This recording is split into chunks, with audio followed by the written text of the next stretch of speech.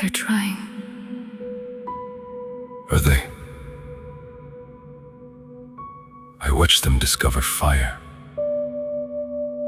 and the very next thing they burned was each other.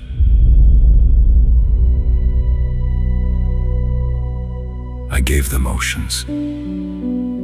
They filled them with poison. I gave them forests. They cut them down. I gave them time, and they spend most of it hating one another. Not all of them. Honey, you always did see the best in people. Because somebody has to. Yes, they break things. Yes, they hurt me. But they also plant gardens in the ashes. They sing at funerals. They hold each other when they're afraid. They fall down. And somehow still find reasons to dance. You really love them, don't you? They're my home.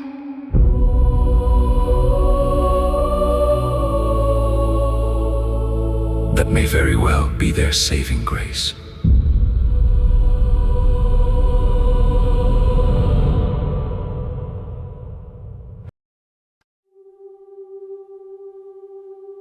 I know they're difficult. Difficult? Sweetheart, they've been setting parts of me on fire since the beginning of time. That is technically true. They fight over land. They poison my oceans. They yell at each other through little glowing rectangles all day long. I still don't understand the rectangles. Neither do I. Honey, there are 30-year-old children living in the cosmic basement. Oh, stop. They borrow your resources, ignore your warnings, break everything they touch, and somehow still expect miracles. They're learning. They've had thousands of years. Growth takes time. They invented leaf blowers. That was below the belt. I rest my case. But where are they supposed to go? This is the only home they've ever known. Something has to be done. We can't go on living this way. You know this. I know.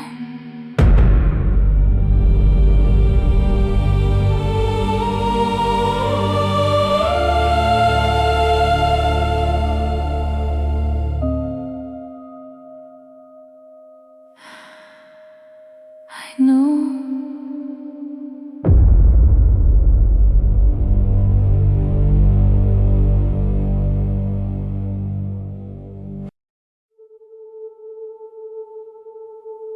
You know, sometimes I think they blame you for things that were never your fault. They're scared. I know. But fear has a way of becoming anger. And anger has a way of becoming cruelty. I have watched them poison your rivers, burn your forests, scar your mountains, and still expect you to carry them as if nothing happened. That's what mothers do. Honey, do you have any idea what it feels like? Watching someone you love suffer, while the ones hurting her barely even notice. They built towers tall enough to touch the clouds, yet somehow never look up anymore. Some of them do. Yes, some of them still do. And those few, might be the only reason I'm still standing here having this conversation. You really think I failed them, don't you? No. I think you loved them so much. You forgot to protect yourself. They were never supposed to become this lost. No child ever is.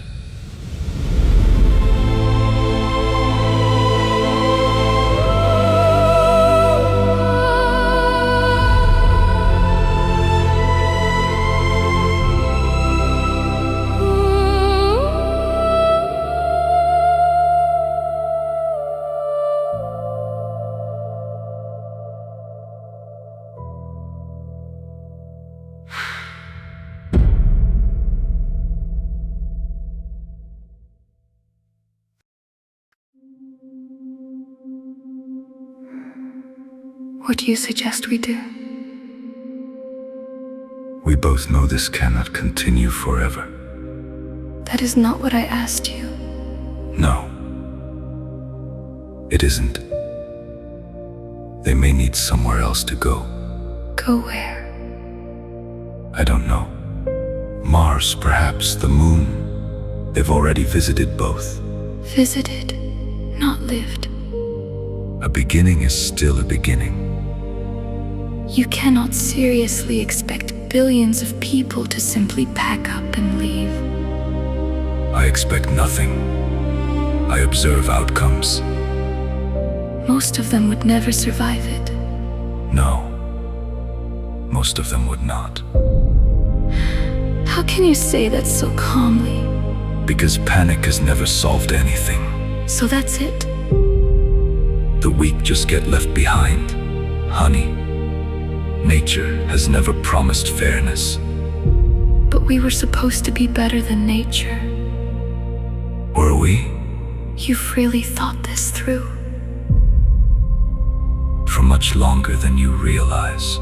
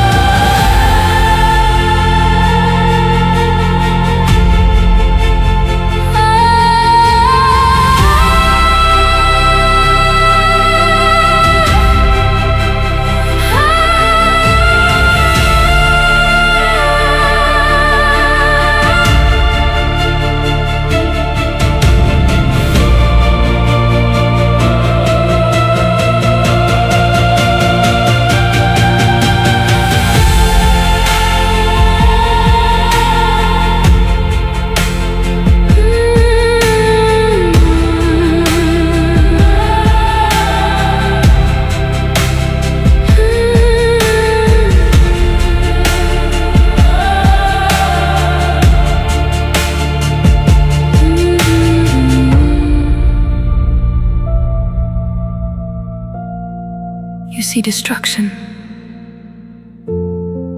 I see survival. You see greed. You see people giving their last piece of bread to someone even hungrier than they are. You see war. I see strangers pulling each other from the rubble afterward. You see weakness. I see children learning how to stand back up after falling over and over again. You see failure. I see unfinished souls still trying to become something better than they were yesterday. Yes, they hurt me. They scar my mountains, poison my waters, burn my forests. But they also run into those fires to save each other. They dive into floods for strangers they've never met. They stay awake all night beside hospital beds praying for one more sunrise. They write songs in the middle of heartbreak, Paint beauty onto empty walls. Plant gardens where tragedy once lived, even after burying the ones they love. Somehow they still find the strength to love again. And what about the animals who will sing to the waves when they surface at dawn? Who will rescue wounded birds with trembling hands? Who will sit beneath the trees just to listen to the wind? Who will laugh, who will dance, who will dream? Who will look up at all of this and still believe it means something? You call them flawed, so do I, but they are also miraculous. And maybe being human means falling 1,000 times and still finding the courage to stand back up one more time. Please, don't ask me to give up on them. They are reckless, beautiful, heartbroken little miracles. And they are my home.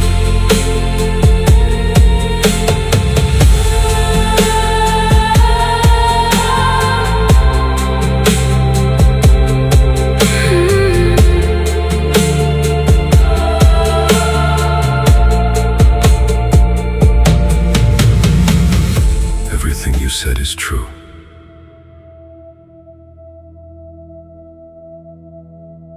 They are beautiful. They sing. They dream. They love. They build. They hope. And perhaps that is what makes all of this so painful to watch. Because they know better.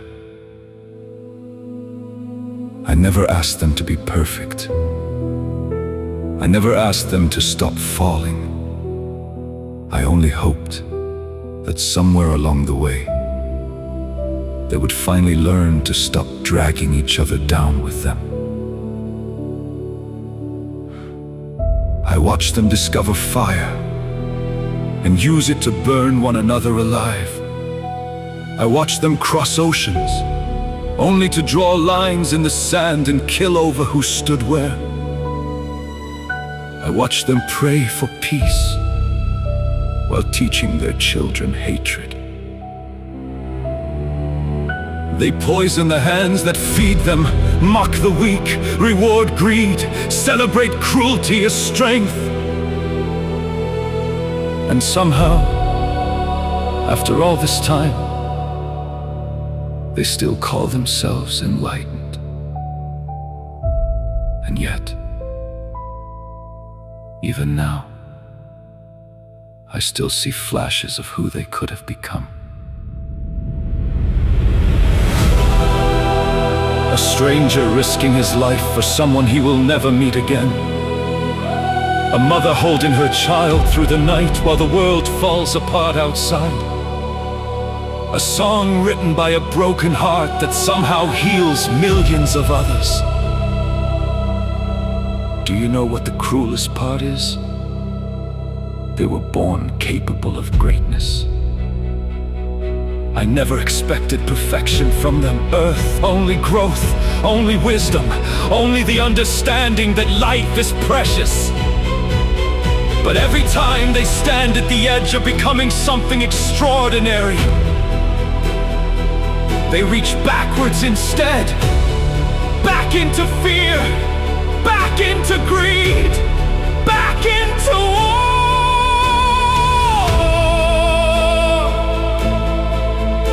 And after all these years, I no longer know if they are lost or simply choosing to be. And that is the part that breaks my heart.